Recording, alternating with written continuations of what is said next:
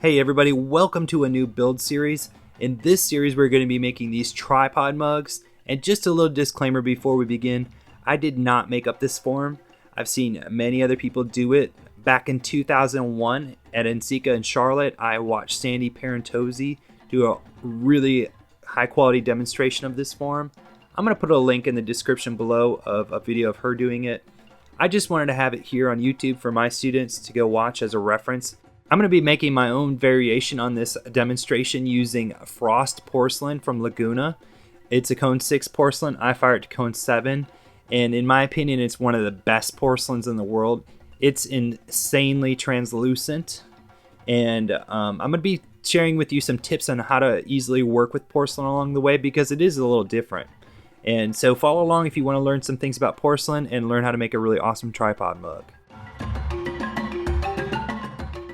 I'm cutting a 45-degree angle on this. This is much like when we cut the miters on our slab boxes.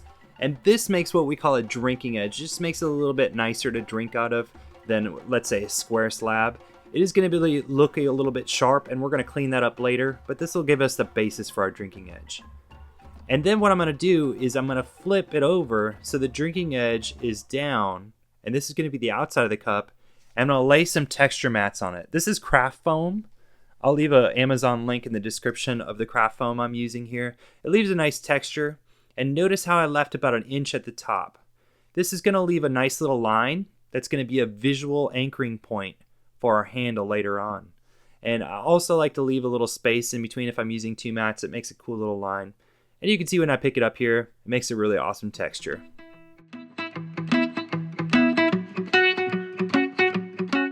Clay can be kind of floppy at sometimes, and while you're learning, it's nice to have a tube just to support your clay as you're working on it. It's not necessary, but it does help out. And so to keep our clay from sticking to the tube, we're going to be taping our template around the tube so it can slide right out.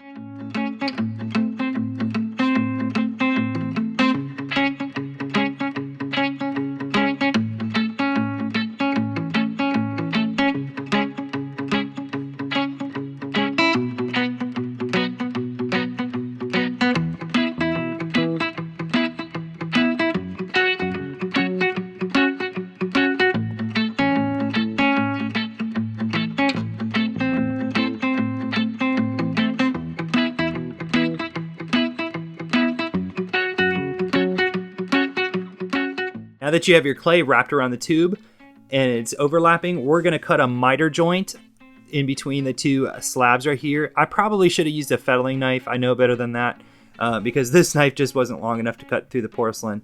But here you can see it's at an angle. This is going to give you a lot of surface area to join those two slabs together. And then we're going to score it with the serrated rib and put a little bit of water on there to join it together.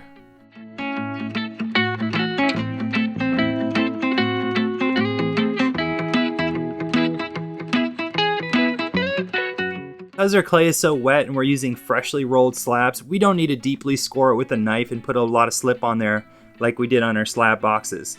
The real trick here is to get it put together without damaging your texture.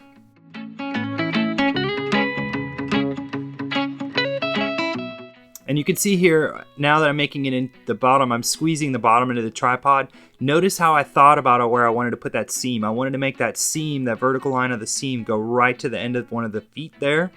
And then I'm gonna try to knock off this corner and make almost a miter with my serrated rib. I'm gonna rough it up, put a little bit of water on there. When squeezing the bottom into a tripod shape, you wanna be careful not to just squeeze it all at once, especially with porcelain. It's one of these things where you want to gradually pull it in and bring it together little by little. If you force it all at once, it can crack right along that seam and can crack on each of the tripods. So just do it a little bit at a time, put a little bit of water on there, and make sure it's securely joined. You probably were going to have a little hole in the middle. That happens every time. We'll fill that in later. Don't worry about that.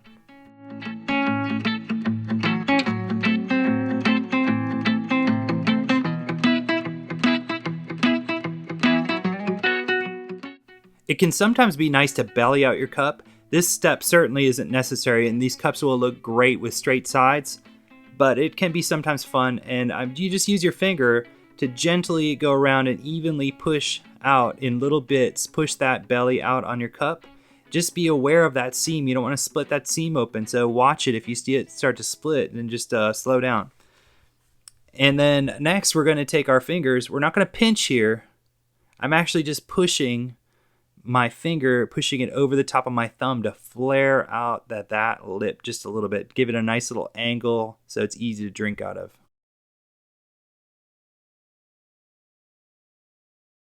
And on this step here, I'm actually pushing my thumbs together. Again, I'm not pinching the clay, I'm just pushing my thumbs together, and this is going to compress that middle part and make almost like a waist where it's going to flare out, where we can have that natural visual anchor for our handle. One of my biggest tips for working with porcelain is that you want to control your drying and control your timing. If you tried to fill in that little hole in the middle right now, your clay is so floppy it would collapse the cup. So we're going to set them aside and put them in our bin. And next class period, we're going to fill in the hole and fill in the rest of the gaps when they've dried up a little bit. My clay is now stiffened up to what I might consider cheese hard. It's not leather hard yet, but it's definitely not really fresh and soft either. And I like to just knock off this little corner on this bottom hole here, because we're going to be putting a little button to cover that hole. And you don't need too much excess clay right there. So just knock that edge off. And we're going to be using the same textured pad. We're going to take a little ball clay and just make a little tiny button to cover up that hole, and score it and slip it and attach it.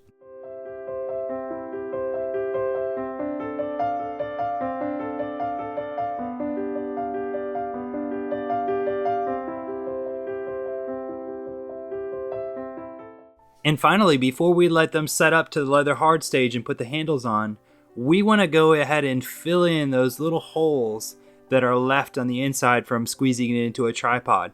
If we leave those there, that's going to be a place where liquids and our food and our drink is going to get in there and possibly grow bacteria and make us sick. And that's something we definitely don't want. It'll be really hard to wash those out. So we're going to fill it in with a little bit of clay. We're going to score it and slip it and put a little water on there and work little pea-sized bits of clay in there. On those little corners, I like to make almost like a little small little carrot. And I'm going to use that wood modeling tool to just wedge it in with a little bit of water and a little bit of scoring to fill that in.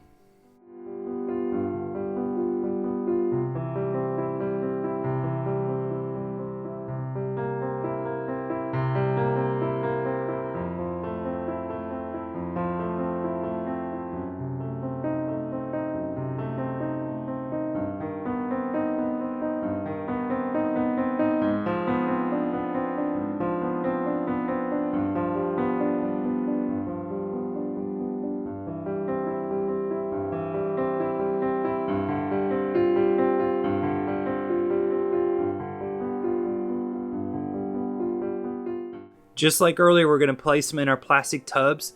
The plastic tub is an excellent tool to control your drying in a safe environment. It's going to protect your handles and your texture from getting damaged by, let's say, a plastic bag. And the slow drying is very important for a clay like porcelain. If it dries too fast, it will crack. And this will help our timing. They're going to be perfectly leather hard when I see you next. So if you haven't subscribed to my channel yet, please subscribe. And if you learned anything from this video, click like, and I will see you in the next video. We're going to be cleaning them up and putting some handles on it. Have a great day.